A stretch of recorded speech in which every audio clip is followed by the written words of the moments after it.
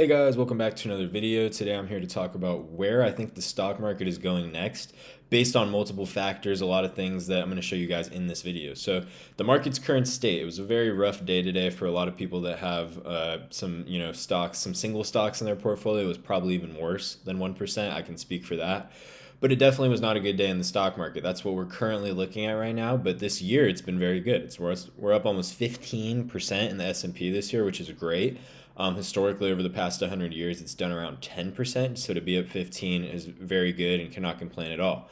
Historically, what the S&P 500 does is we see it's usually going up even more than 10%, as of recent. The market usually goes up, obviously. So we see that in the past, what is this, 15 years? Only 2 years the market has been red. So these are calendar years. So maybe the market dropped 20% and then rose 50. You never know. But it's pretty impressive that the market's able to continue to do this, amid even these big world events. So some years it closes at a loss or flat. That is true. As you see, historically it does go up, but even some years it does go down. But also you need to remember you haven't lost any money until you've sold your stock. So if you have an open position and you haven't sold it yet and you bought a stock for $1 and now it's only worth a penny, you're down 99%. But you haven't lost any money until you sell the stock. So it doesn't really matter, if you buy the S&P and it drops, 60%, which it's not going to do, but you just need to hold long term. That's what I, promote when it comes to investing. So where I think the market is going, I'm going to use two indicators here. The Buffett indicator and the Shiller indicator have both never been wrong. Both of these indicators have a very impressive track history for predicting the market's movement. They use, a varying number of factors. And I'm also going to talk about how to prepare for where I think the market is about to go. And I do want to say that, little disclaimer, I don't have a crystal ball, sadly, so this is just my idea. But I think that, after I show you this, you'll probably feel a similar way. So the Buffett indicator that we have here, we see that, it kind of talks about what this indicator is. What they're doing is they're taking the total the US stock market value, my apologies, which is almost $66 trillion. This was done June 30th, 2025, so it's even more now, by a good amount. They take the annualized GDP and then they divide the two. So we see that it's at 217% right now. This is 68%, or two standard deviations. A standard deviation is a lot.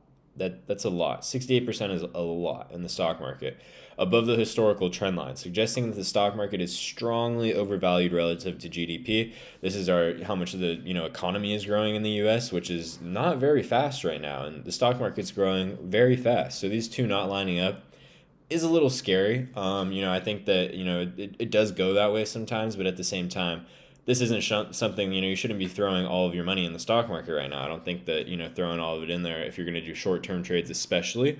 Long-term, I think you can dollar cost average down, but the stock market is very expensive right now. This is the Shiller indicator. This is another indicator that's been around since 1880. I had to shorten it up here, you can see. I put it at 50 years because I don't think that, the PE ratios in the 80s are similar to where they are right now. But in the past 50 years, we see this is, the average of where PE ratios were in the whole stock market. And we see that there's only two times where it spiked like this, during COVID and then during the dot-com bubble. What happened after both of those? An insane crash. This was almost at 45. It went down all the way to almost 20. So more than a 20-point PE ratio drop, which is over 50%. If your PE ratio drops over 50%, your stock is dropping a lot, okay? And then we see right now that it's it's nearing that dot-com bubble level, and the dot-com bubble was very heavy. It was very heavy. So it looks like we're going to have a fragile market. It looks like, one wrong thing, the market is so inflated that one teeny slip up and it's going to be pretty red. So the Shiller PE ratio, the chart we were just looking at, is also known as the cyclically adjusted price to earnings. CAPE ratio, it's a valuation metric that compares the current stock market price to the average inflation adjusted earnings from the previous 10 years, blah, blah, blah. Basically what it does is the higher the PE ratio is on this, it's showing stocks are more overvalued, and then if the PE ratio is low, then the stocks are undervalued. And we see right here, it's one of the highest it's ever been. So take that with a grain of salt, but it can't go up forever. I guess it can go up forever, but it's not going to. So the thing that scares me is that I can put, a lot of money into the stock market right now, but at the same time, why would I do that? Because it's so high. You could miss out on some gains. That's always the case. You could miss out on, 5 points of extra PE ratio on this. But do I think the market's going to be valued more than when it was during the dot-com bubble? Maybe. Do I think it's going to be like that forever? Definitely not. So how to prepare? This is how I'm preparing for, the stock market crash, what I'm thinking. That's, my consensus. If you guys haven't gotten to that yet. So how I'm preparing is I'm going to hold a position of 10 to 20% in cash. I'd try to get closer to that 20% in cash, but no more than that, because like my second point, long-term holds. So you got to have stocks you're holding long-term. If you don't have that, then I mean, there's no point in really investing in the stock market. Then you're going to be sitting on the sideline forever. And when the stock market does crash 50%, you're going to say, oh, it'll probably drop more. I'll just wait. I mean, there's just a never ending cycle of just never getting into the stock market. So you need to buy stocks because you never know what can happen. I could be completely wrong and you could miss out on 20% of gains and the stock market could only drop 10% after that 20% gain. I could be completely wrong. I don't think I'm wrong. I think these indicators speak for more than I ever could.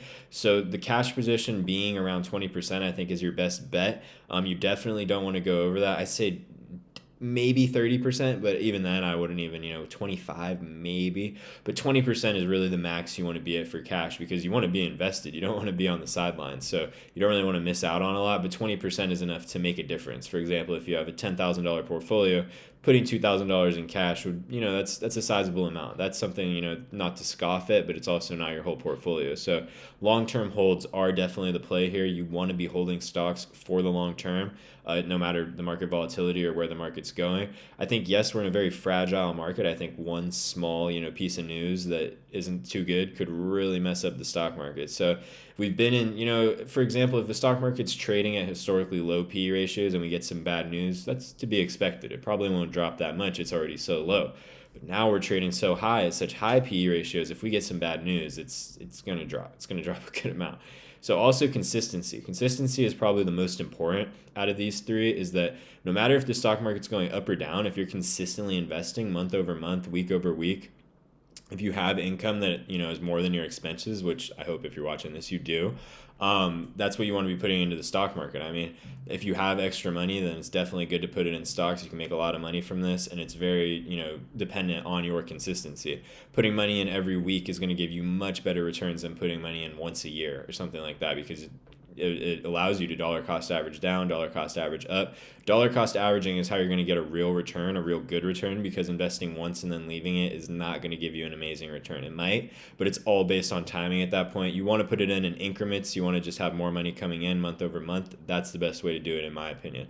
So thank you guys for watching this video. That's all I have for today. I just wanted to talk about where I think the stock market is going, the current state of where I think it is, and how you guys can prepare for it, because I know that it is a tough spot right now, and it's definitely, if you're an emotional person, which I don't think you should invest if you are, because you can make some bad decisions with a lot of money. It's hard to watch your portfolio go down 5% in a day or something like that. It's a lot of money, but at the same time you got to realize that you're going to probably make it back. Everything usually works out when it comes to this. So thank you guys for watching. If you do enjoy this video, be sure to like it, smash that like button. It helps me out a lot. Also subscribe to the channel. I really appreciate the support from you guys. We're almost at 1,500 subscribers, so keep subscribing, guys. I really appreciate it. I'll catch you in the next one. I make daily videos. Peace.